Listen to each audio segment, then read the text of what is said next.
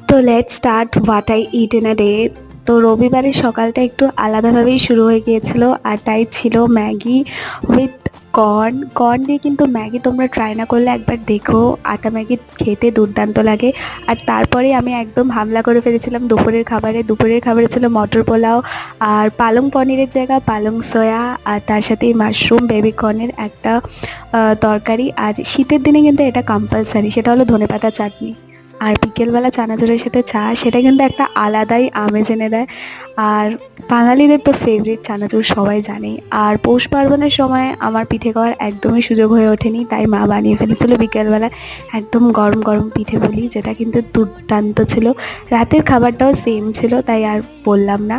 আর তোমাদের what I ইটেনারের ভিডিওগুলোতে প্রচুর ভালোবাসা পাচ্ছি, তোমাদের অসংখ্য অসংখ্য ধন্যবাদ। আর তোমরা কী কী রেসিপি ভিডিও দেখতে চাও তোমাকে কিন্তু কমেন্টে অবশ্যই জানাবে। Bye bye.